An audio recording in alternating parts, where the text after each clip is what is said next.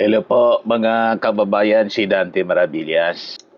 O dito tayong muli mga kababayan sa ating masayang channel, Laugh Trip Ngani. Di ano Mr. Maravillas yung mga masasayang kwento mo diyan. Si Amy Marcos, tinatamaan si Jose Claire Castro na sa Palasyo Malacanang daw may ICC. Ayan o. Meron pang ICC sa Malacanang. Anong ICC sa Malacanang? ICC, Impact Athlete. Umabot na talaga niya Mr. Maravillas sa ganong kababang pamumulitika si Amy. Umabot na sa pagiging impacta. Tinawag si Jose Claire na impacta, ICC. Impacta si Claire Castro. May impacta daw sa Palasyo Malacanang, may ICC. Impacta si Claire Castro. Sino kaya mga kababayan ang ugaling impacto?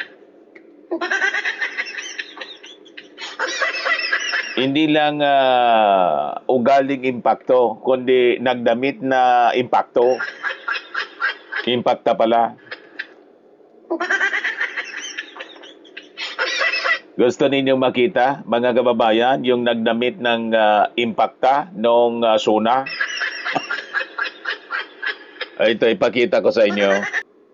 Ito, pinost ni Kinalawang na ang jet ski.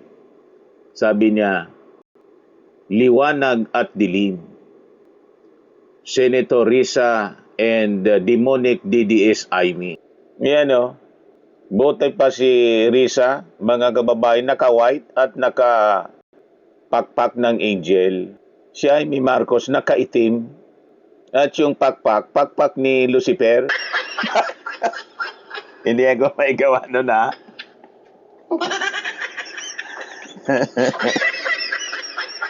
Bagay ba, mga kababayan, yung pakpak ni Amy Marcos na nilagay ng mga netizens? Pakpak ni Lucifer. Hugas kamay ako. Poncio Pilato. Hindi ako may gawa noon. Sa bagay, ugaling Satanas. Ano ba? Nagdamit mga kababayan ng itim. SONA, sabi ko nga, mga kababayan, i-SONA, ginawang Halloween ni Amy Marcos at ng mga DDS nito. Lahat nagdamit ng itim, palibasa ikako, mga maitim ang budhi.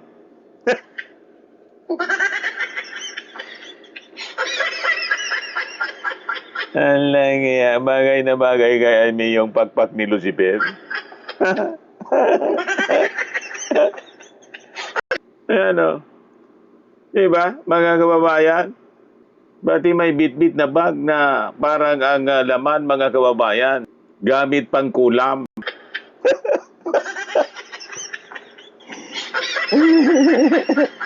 Yung best friend niya, si Sara Duterte, naniniwala pati sa kulam. Di ba sabi ni Sara, nung ini-imagine yung ulo ng ating Pangulong Bongbong Marcos na pugutan, kinukulam daw siya. Kasi umabot na daw yung first family sa kulam. Umarkila ng mangkukulam galing pa sa India, sabi ni Sara Duterte. Alang, umabot na sa ganun po ang pag-iisip ni Sara. Ngayon si Amy, tinawag si Claire Castro na ICC, impacta, mga kababayan daw sa palasyo.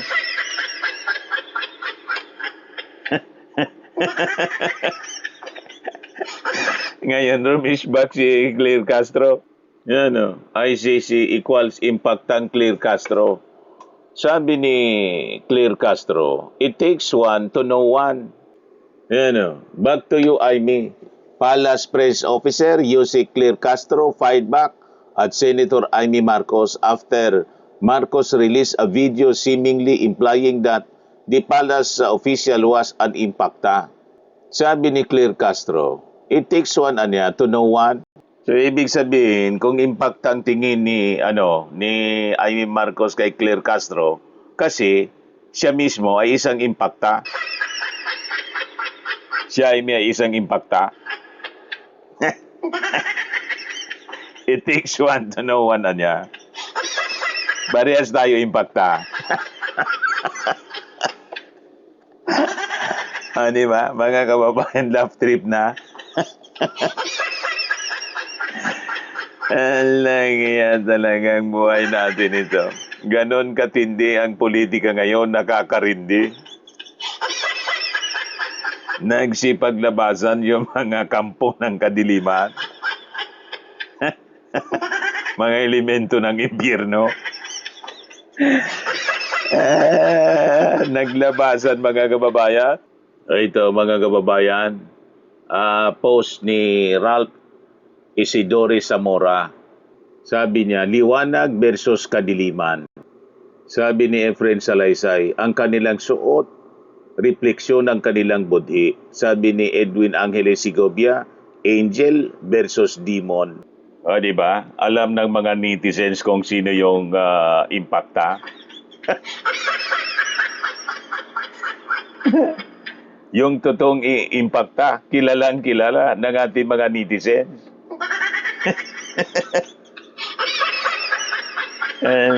Naback to you talaga si Amy Marcos. Yan kasi.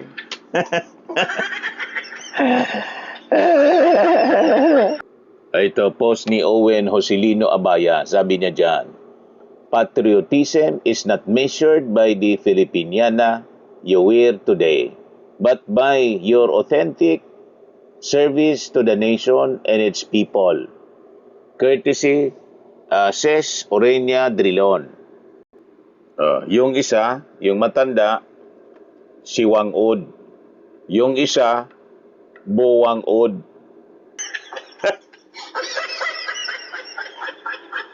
Wang Od versus Bo Wang Od.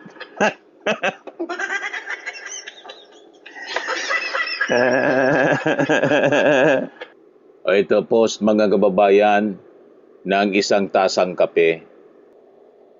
Sabi niya, sakit mo sa ulo, bes. Mahilig talaga sa violence. Hashtag, ba't ka ganyan? Diyan ka magaling. Ang kalat mo. Gumawa ng karton mga kababayan. Nang sinabi ni Sarah, doon sa dahig, sabi ni Sarah, I can hire a gunman for 5,000. Reaksyon ng abogado niya, si Powa, umuusok. Lalo kasing pinamag ni Sarah yung sarili niya, dinamay pa yung tatay niya. Sobrang daldal kasi pong hindi pinag-iisipan.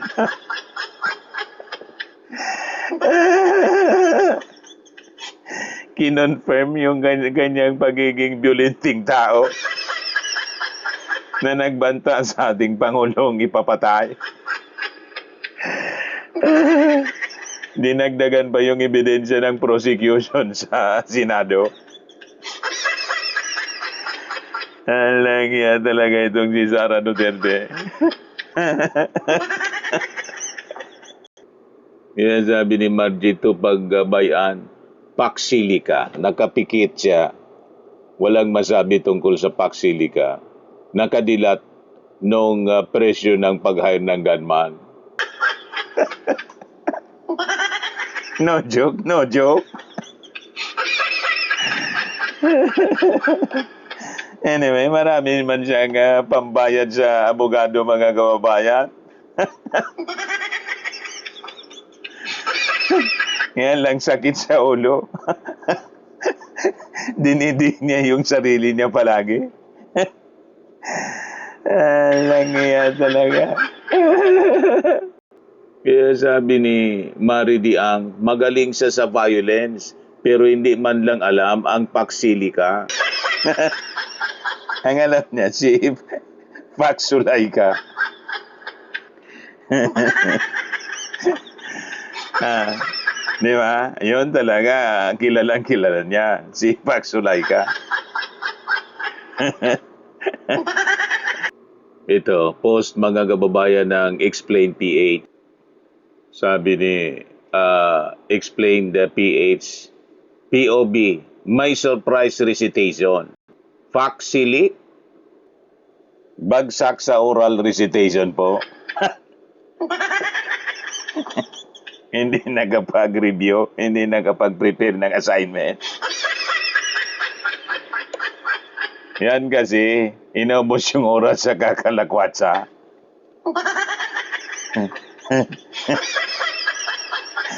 Ano ba?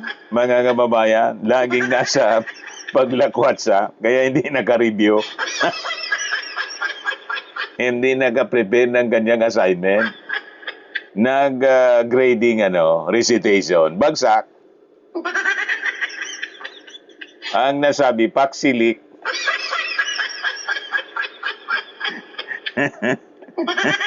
No comment na lang niya ako.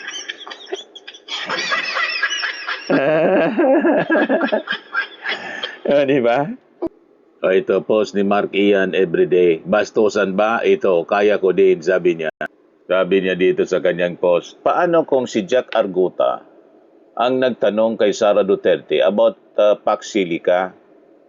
Sabi, boss, ngalam niyo po, ma'am, ngalam niyo po, ma, kung ango ngili ka? Puro singawan niya, Mr. Maramilans, hindi mo ma-pronounce. Hindi mo mabasa yung salita, puro singaw. Hindi ko nga po mabasa kasi puro singaw. Lang itong si Ian. Nahirapan ako sa dialogue. Sa sinulat niya. Ngaksili ka. Alay, talaga po. O, ito post naman ni Pinoy Ako Magiting. O, ito si Pia. Naging splice girl. Reaction ni Iskopitan. Kahit gaano siguro ko kahubog, di ko ito ititibol. Kahit gaano daw siya kalasing, hindi niya ito ititibol si splice girl, Pia. Nang splice ng video. Ayun, na-ethics complaint tuloy. May reklamo sa ethics dahil sa splice girl. Sa pag-splice ng video po. Yan kasi. Sumama na sa defense team ni Sara Duterte. Naging defense senator na yung magkapatid. Sinalaula yung impeachment court, mga kababayan ng magkapatid. Sumama pa si Robin at saka si Jaime Marcos. Puro sa laula, mga kababayan. Ito yung report ng Daily Tribune. Kababaihan laban kay Pia. A coalition of women's advocates, academics, and feminists has filed an ethics complaint against Senator Pia Cayetano over a video she posted about the impeachment trial of Vice President Sara Duterte. The complainants allege the video was edited in a way that misrepresented statements made by House Prosecutor Representative Chel Jukno, arguing that it could mislead the public and undermine confidence in the Senate impeachment court. Ito ngayon inabot ni Pia Cayetano. Imbis kumustahin siya, finaila ng kaso ng reklamo sa Ethics Committee dahil sa pagiging splice girl. Deserved.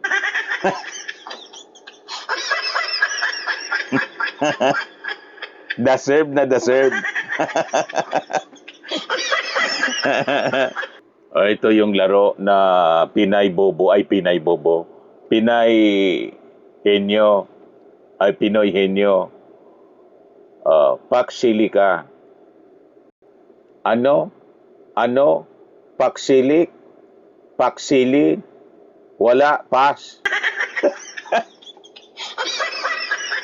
Pas na lang kasi bagsak doon sa Pinay Idiot.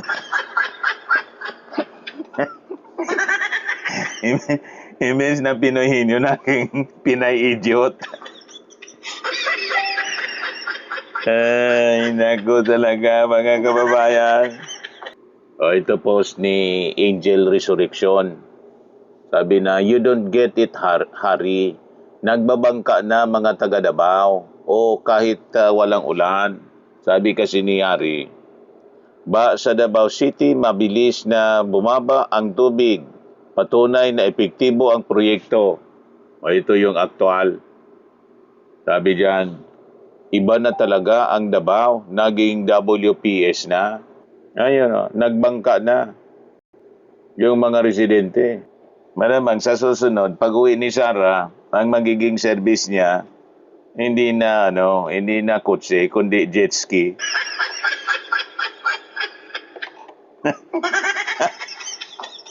Yung jet ski ng kanyang tatay na hindi man nagamit po sa WPS. Ginamit lang na pambudol sa mga sa mga butante.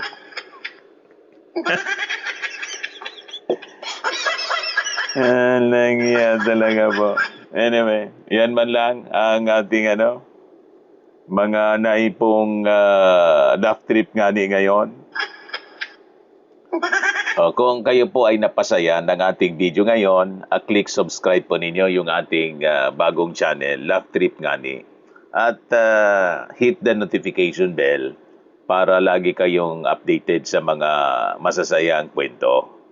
Pag-share na link po ninyo sa mga DDS para uminit yung ulo.